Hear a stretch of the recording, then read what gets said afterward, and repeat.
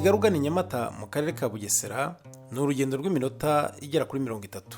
Umujyi nk'uyu ugaragiye umurwa mukuru Kigali ugomba kwitabwaho byihariye ukabona cyane cyane ibikorwa remezo. Ibi bikaba biri mu nshingano za RODA, ikigo cya leta gishinzwe gutera inkunga imishinga y'iterambere mu turere. Igenamigambi rituma tumenya icyerekezo, tumenya aho tugana, dushingiye birumvikana ku bitekerezo by'abaturage, tukanashingira ku ntumbero igihugu kiba cyaragaragaje muri vision 2050, muri gahunda ya guverinoma y'imyaka 5 NST2.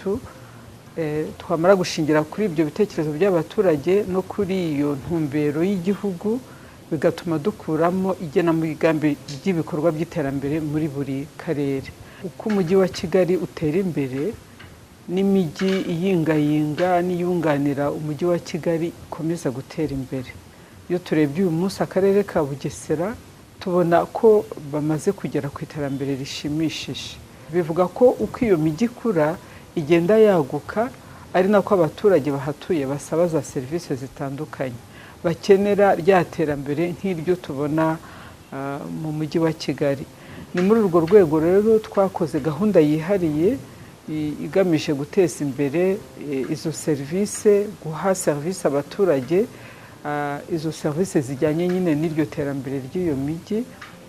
Tukaba twarashoboye gukora byinshi muri uwo mwihariko w'utwo turere, tugendeye ku buryo bagenda baganwa, bahaturwa n'abaturage bahari bakenera za serivisi. Mu karere ka Bugesera hubatswe imihanda mu bice binyuranye by'umujyi wa Nyamata ireshya na kilometero 2.1, bikaba byarahaye uwo mujyi isura nshya. Iyo mihanda yagiyeho amafaranga angana na miliyari 2 miliyoni 386 n'ibihumbi 392 na 399 by'amafaranga y'u Rwanda. Akarere gafite umujyi ugaragiye Kigali, icyo twari twiteze gikomeye kuri RODA ni ikibazo cy'imihanda. Iyo akarere kari gutera imbere kadafite ibikorwa remezo nk'imihanda, ingaruka bari nyinshi.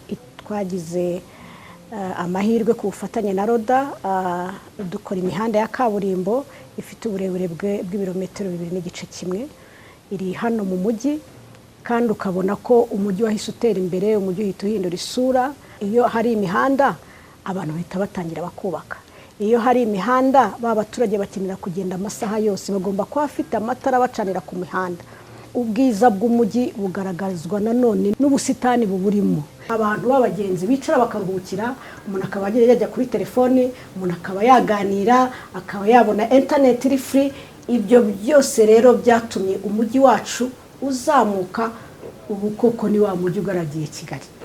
Abatuye, abakorera n'abagenda mu mujyi wa Nyamata baragereranya bashima ibihe bya mbere na nyuma y'ikorwa ry'iyi mihanda.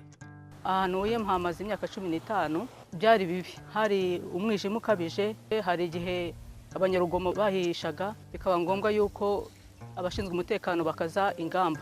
Hari igihe twakoraga inama abaturage bagatanga ibitekerezo n'ibyifuzo, ariko leta yacu n'akarere kacu kabigiramo uruhare rukomeye kutwegereza uyu muhanda.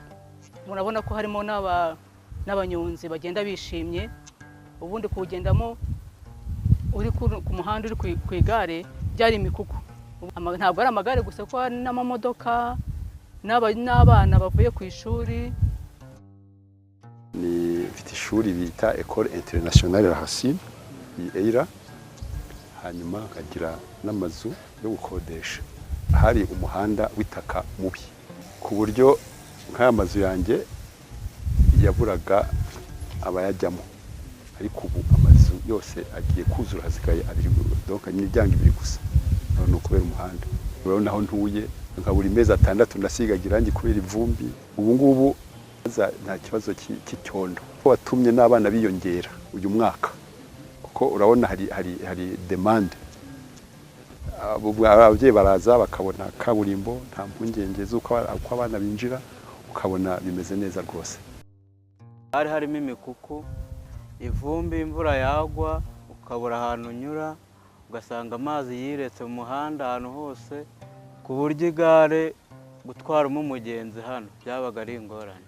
Niyewe yaba no mu zuba, ivumbi, hakabaho ivumbi ryinshi ku muntu utwaye nk'umwana w'umunyeshuri.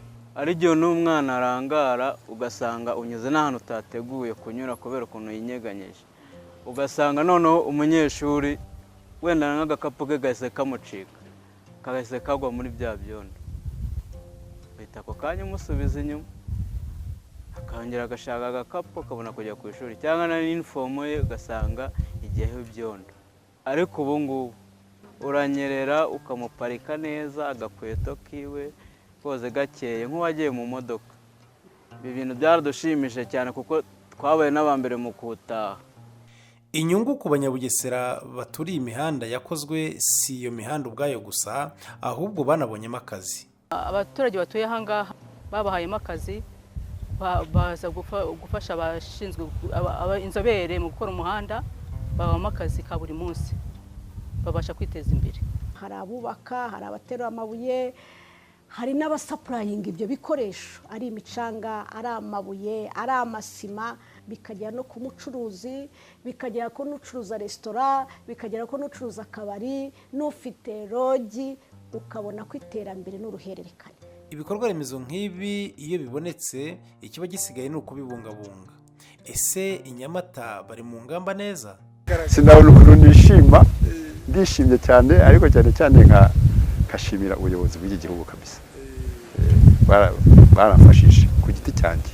Ndashimira leta yacu y'ubumwe, nshimira nyakubahwa Perezida wa Repubulika y'u Rwanda, nshimira n'abafatanyije kuyobora iki gihugu n'abayobozi beza.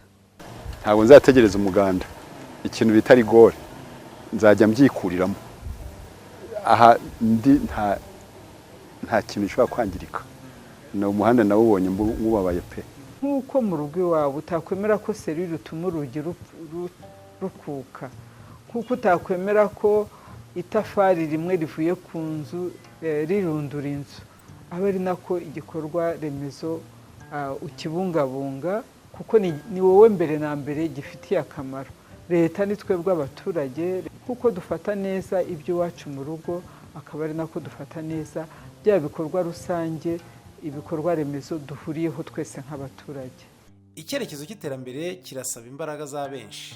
Leta yakomye imbarutso, abaturage nabo bagaragaza uruhare rwabo, ariko ikigezweho uko cyaba kingana kose kigafatwa neza, kikabungabungwa, bityo Bugesera igahora ikeye, itekanye kandi iteye imbere.